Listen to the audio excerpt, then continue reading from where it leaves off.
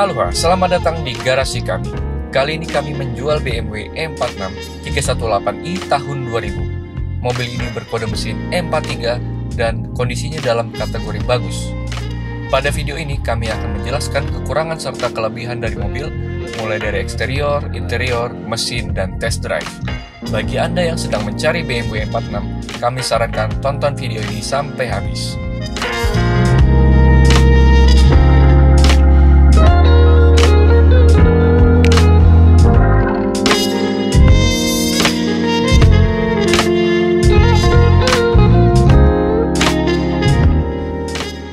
Ya, karena ini DWA Garage, jadi gue gak bakal review mobilnya, tapi gue bakal menjelaskan kekurangan serta kelebihan dari mobil ini.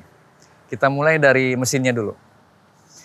Ya, jadi mobil ini 318i, mesinnya M43. Kalau yang gue lihat dari mesinnya, kotor, ya kan? Kotor dari debu, tapi kelihatannya nggak rembes oli nih, bersih banget.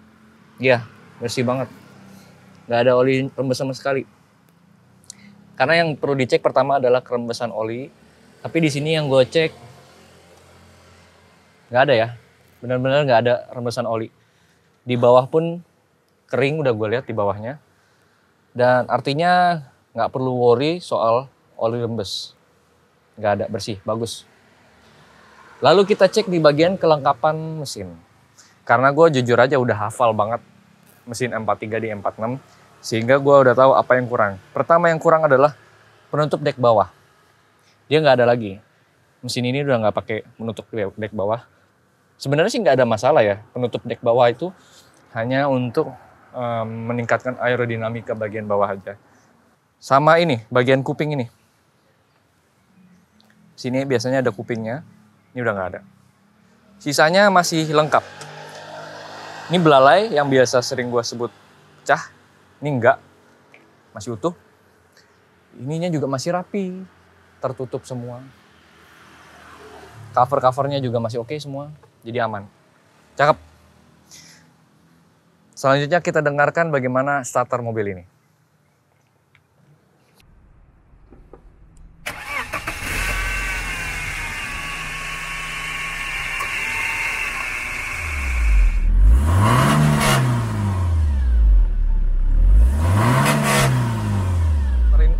Ya, seperti yang sudah dilihat tadi, starter mobil ini nggak terlalu susah. Sekali starter, jreng, langsung nyala.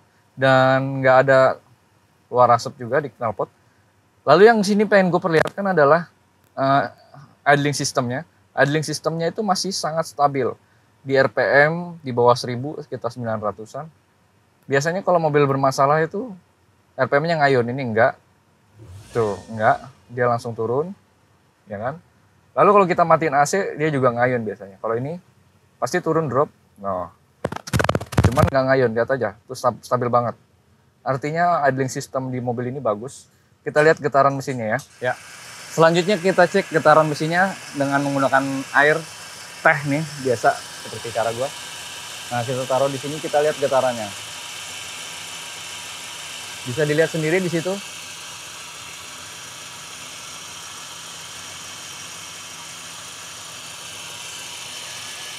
Ini jalanannya turun ya, tapi sebenarnya airnya tuh bisa, ya apa? Tapi sebenarnya getaran mesin ini bisa gue bilang halus banget, betul-betul halus banget. Gue nggak ngomong sembarangan, memang betul-betul. Kalau kalian bisa ngerasain, rasain aja. Ini halus, betul-betul nggak parah getarannya. Artinya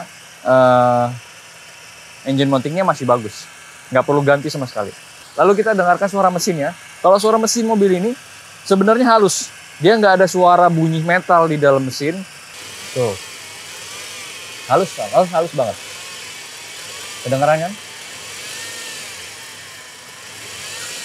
Ini AC-nya nyala dan bunyi kompresornya masih lumayan halus.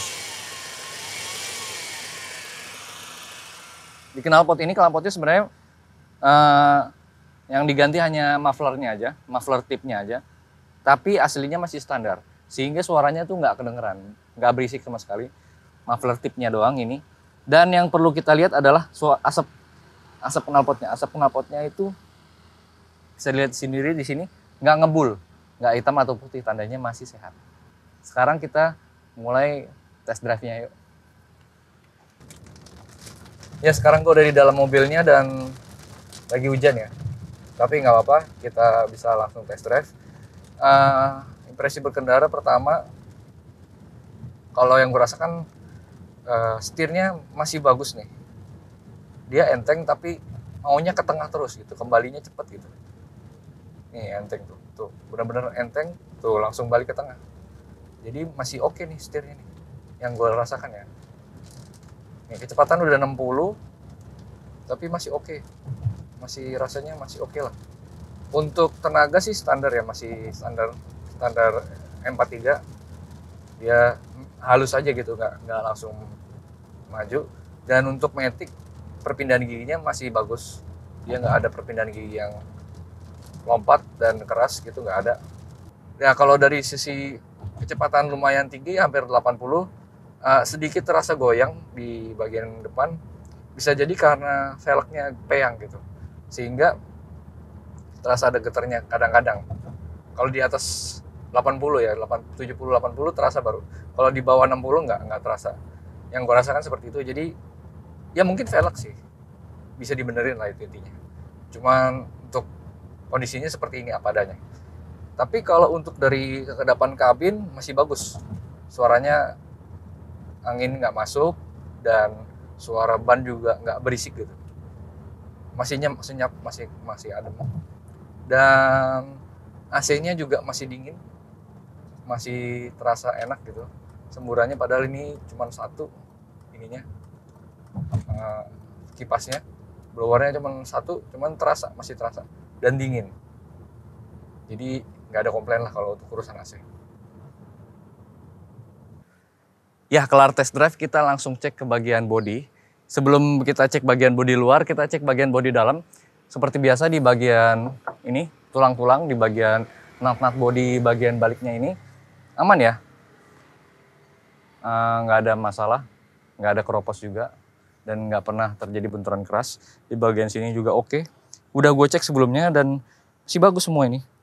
Benar-benar masih bagus, masih aman semua. Lanjut kita ke bagian baliknya.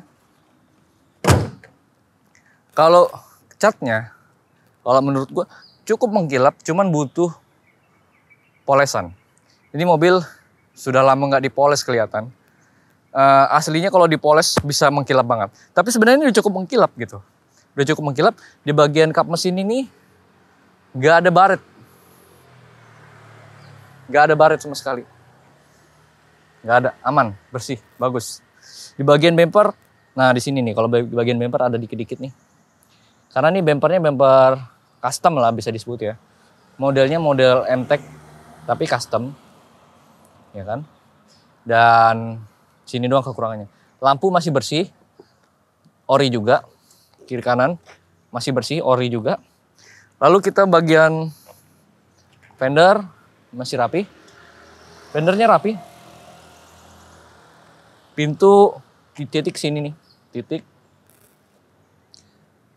Garis titik putih. Sisanya aman. Jeleknya malah di side skirt. Side skirtnya kurang bagus nih sini, ya kan?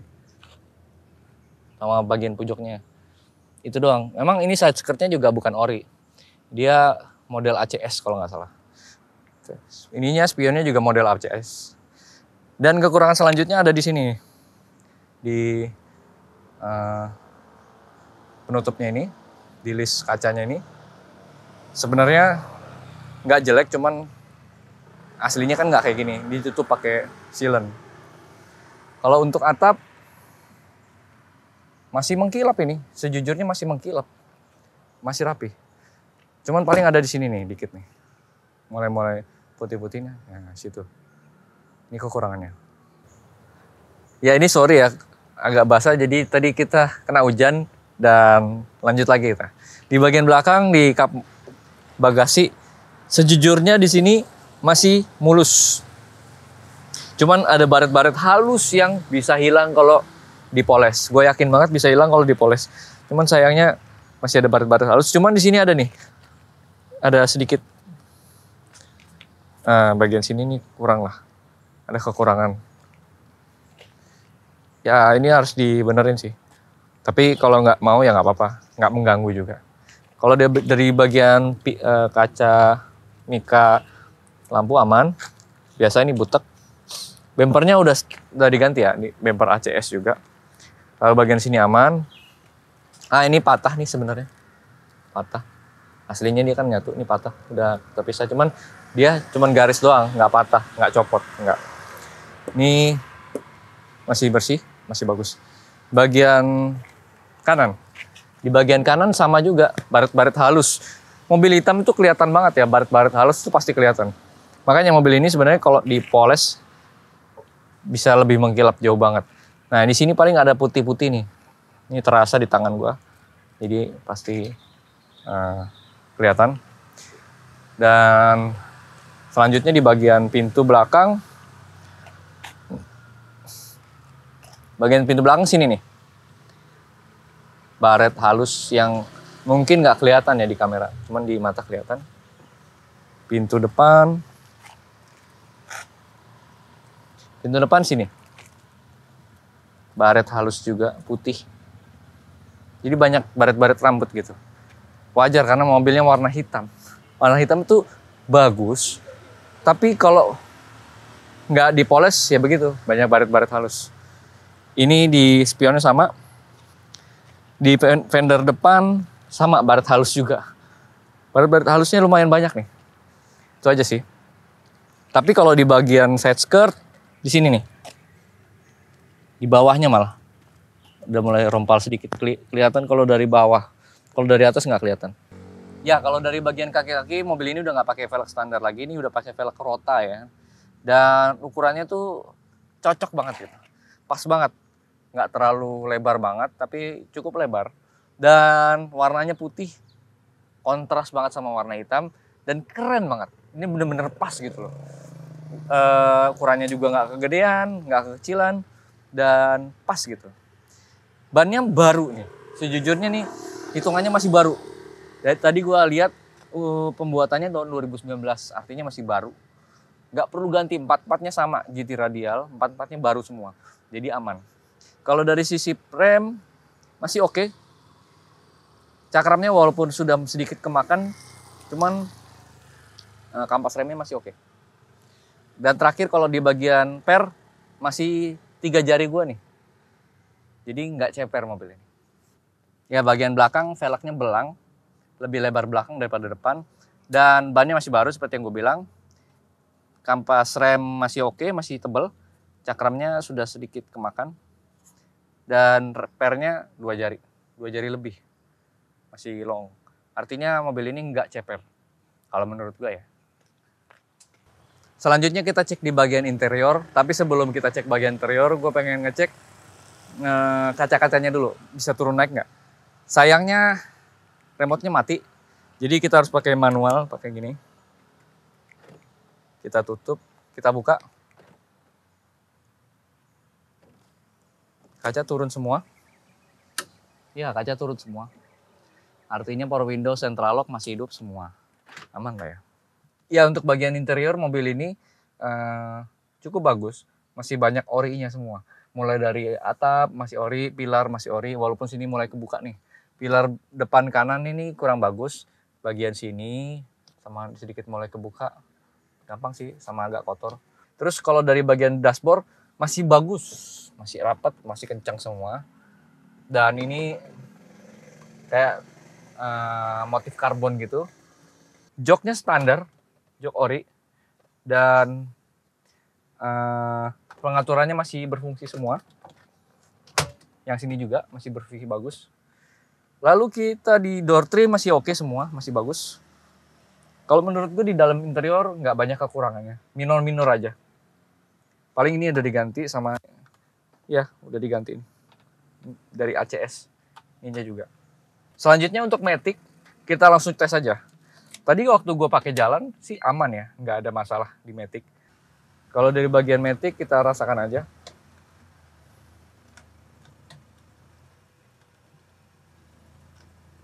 Dia nggak ada hentakan gitu. Dari N ke R dia nggak ada hentakan. Coba tes lagi. Iya, nggak ada hentakan. Ke juga nggak ada hentakan. Jadi kalau menurut gue masih oke lah. Matic-nya masih aman. Lalu kalau dari bagian elektrikal masih berfungsi semua. Central lock masih berfungsi, AC masih berfungsi. Di sini nggak ada masalah, nggak ada nyala-nyala. Lampu masih berfungsi semua. Klakson masih berfungsi. Masih oke lah. Untuk kilometer menunjukkan angka 123.000 dan ya masih cukup rendah lah. Artinya ya cukup bagus dan nggak ada indikator yang nyala satupun. Ya kalau untuk dia bagian belakang, joknya masih bagus, belum ada yang sobek, nggak ada masalah. Atapnya masih bagus banget. Ini atap masih rapi, pilar belakang masih rapi, ini masih rapi, masih bagus. Masih lumayan bagus. Ini pilar B juga masih rapi. Masih rapi, masih cakep. Selanjutnya kita bicara soal surat-suratnya. Surat-surat mobil ini lengkap semua. STNK, BPKB lengkap.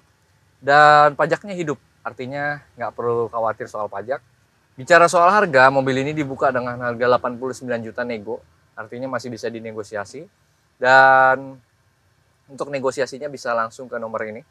Nomor kita di situ. Bisa di WA aja, atau kalau misalnya mau tanya-tanya dulu di kolom komentar juga bisa, pasti kita balas satu-satu.